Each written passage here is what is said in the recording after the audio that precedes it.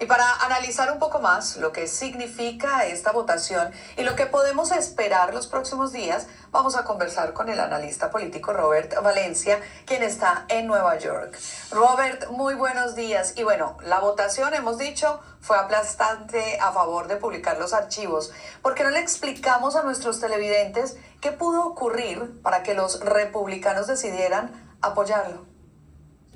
Bueno, primero que todo, Ana María, buenos días, muchas gracias por la invitación. Hay que dar 2 pasos hacia atrás y recordarle a los televidentes que los republicanos desde un comienzo se habían mostrado renuentes en pasar por lo menos una medida para someter esto a voto.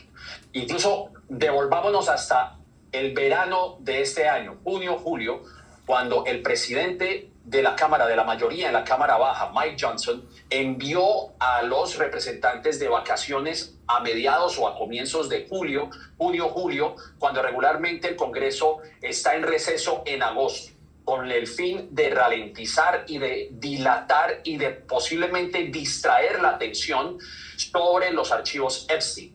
Ellos no querían que esta medida se pasara. Si no fuese por la juramentación de Adelita Grijalva, como lo mencionó la sobreviviente en el segmento anterior, no hubiera sometido esta medida a votación. Si no fuese por la juramentación, se requerían 218 firmas para que la Cámara Baja sometiera esto, es decir, para que se considerara esta medida, este proyecto de ley. De lo contrario, se hubiera quedado estancado en la plenaria de la Cámara de Representantes. Si no fuese por ese motivo, el nombre y apellido lo tiene, es Adelita Grijalva quien juramentó en nombre de los demócratas. De lo contrario, eso no hubiera sucedido.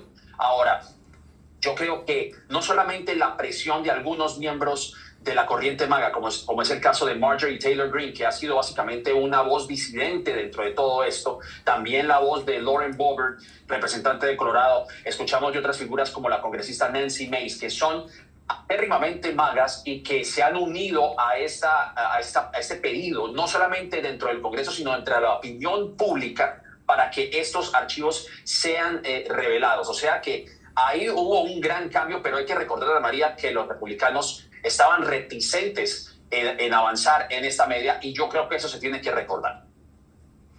Robert, tú lo has dicho, durante meses Trump y los líderes republicanos trabajaron arduamente para bloquearlo, pero Trump finalmente decidió permitir que su partido apoyara la iniciativa a medida que aumentaba obviamente la presión dentro de su propio partido. Sin este permiso, ¿crees que hubiera sido igual la votación? Vuelvo y repito, yo creo que la votación, si no fuese por ese punto de inflexión que fue Adelita Grijalva, yo creo que esto no hubiera sucedido. Pero sí me sorprende de verdad, y yo creo que para sorpresa también de Thomas Massie y de Rob Khanna, que fueron los 2 autores de este proyecto de ley, porque contaban con 70, contaban con 100, pero no más de 400 congresistas o representantes de la Cámara Baja votaron a favor, y lo que aumenta también la presión en el Senado, porque hay que también recordar que se requieren 2/3 del Senado, estamos hablando de 60 senadores, para que esta medida se convierta en ley y el presidente Donald Trump no tenga poder del veto.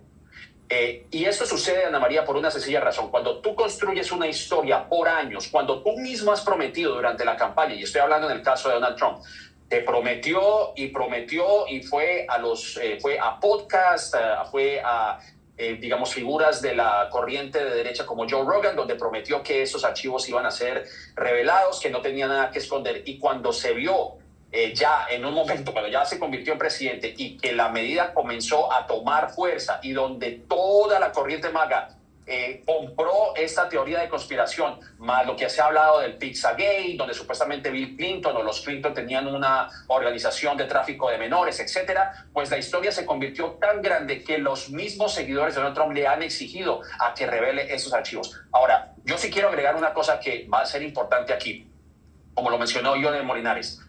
Y bien, la medida puede llegar a convertirse en ley, el Departamento de Justicia puede llevar investigaciones en contra de los demócratas, algo que ha expresado Thomas Massie, el autor o el coautor de esta medida, porque dice que esto va a dilatar aún más la revelación de lo que existe en esos archivos. O sea que esto se puede demorar. Esto no va a ocurrir de la noche a la mañana, porque ahora el Departamento de Justicia tiene que revisar más de 300 gigabytes de información, porque solamente estamos hablando que son documentos internos, pero también videos, estamos hablando de fotos y nombres que pueden encontrarse en esos documentos. O sea que de aquí, bien sea hasta digamos, para las elecciones de término medio, pues esto podría llevar mucho tiempo. Esto es apenas el comienzo. Por eso es que también para los televidentes hay que decir que, si se aprueba la ley, no quiere decir que ya todos los documentos estén revelados. O sea que el Departamento de Justicia puede meter mano ahí, como se dice coloquialmente, y vemos redacciones, tal vez estos bloques negros sobre documentos, lo cual incluso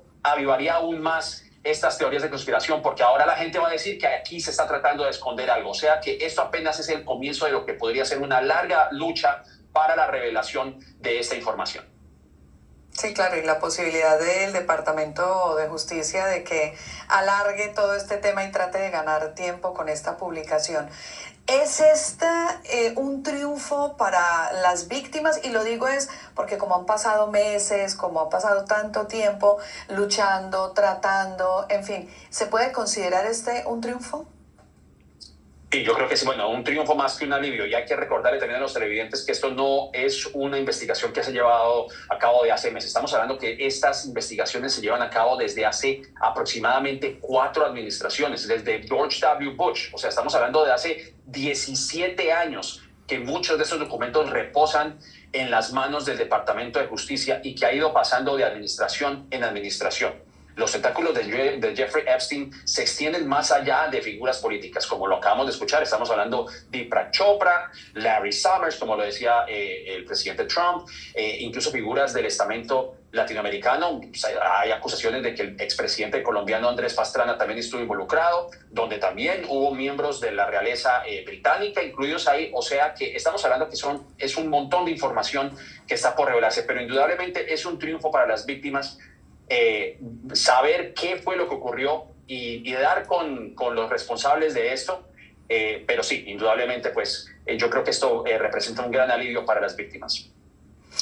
Robert, finalmente Trump dijo ayer que no tenía una buena relación con Epstein, pero pues las fotos y algunas de las filtraciones que se han dado hasta ahora indican todo lo contrario. ¿Está tratando de desmarcarse un poco para decir que todo es un montaje cuando se conozca la totalidad de los archivos? Bueno, realmente la táctica de Trump es siempre la misma, ¿no? Yo no sé nada, yo no vi, yo no estuve, etcétera, etcétera. No siempre ha sido la treta que monta Donald Trump cuando se ve enfrentado a varios escándalos. Pero sí es cierto, y hay que decirlo, que Donald Trump y Jeffrey Epstein tuvieron un distanciamiento alrededor del 2004, 2005. Sí hubo un distanciamiento, pero evidentemente, como también lo han revelado más de 20,000 correos electrónicos que fueron revelados la semana pasada, pues hay un vínculo indudablemente y hay videos. O sea, yo creo que él tratar de deslindarse, de desmarcarse de esa relación, pues resulta imposible porque eso lo sabemos todo. Ahora, sí es importante decir que aunque hemos escuchado a todas estas figuras, incluyendo a Donald Trump, incluyendo a Bill Clinton, una cosa es que se le vincule con Jeffrey Epstein y otra cosa es que se vincule con los actos criminales que cometió Epstein. Y son dos cosas completamente distintas. Y eso hay que señalarlo. A Donald Trump no se le está señalando de que tuvo algún tipo de participación con menores, aunque todo indica, según los reportes que hemos visto, por ejemplo, un artículo del Wall Street Journal, donde se hablaba de que había unos mensajes crípticos con un dibujo que había hecho Donald Trump de una cierta silueta femenina, etcétera, etcétera. Algunos mensajes donde señala que sí tuvo algún tipo de conocimiento sobre este tipo de actos con menores, pero no hay una vinculación directa con esos actos. Y yo creo que eso es importante señalarlo. Ahora, que esos documentos den con esa información, bueno, eso está por verse, ¿no? Robert, ¿con un sí o con un no, esto podría tener algún costo político para Trump? Indudablemente, bueno, dependiendo de cómo se desarrolle esta información, posiblemente. Pero ya yo creo que estamos viendo grietas dentro del Partido Republicano. Según una encuesta más reciente de la cadena NPR, los estadounidenses, sí, 77% de los estadounidenses consideran que es importante hacer estas revelaciones. Pero indudablemente, como siempre, en temas de política, la economía siempre prima y ahora están culpando a Donald Trump por las carencias económicas que estamos viendo en este país. Bueno, una respuesta un poco más larga que el sí o el no. Sí, pero de todas maneras, muchas gracias. Es que no es de eso. Ahí vas, yo lo sé. Por supuesto. Bueno, Robert, muchísimas gracias por habernos acompañado en esta mañana. Era Robert Valencia desde Nueva York. Gracias.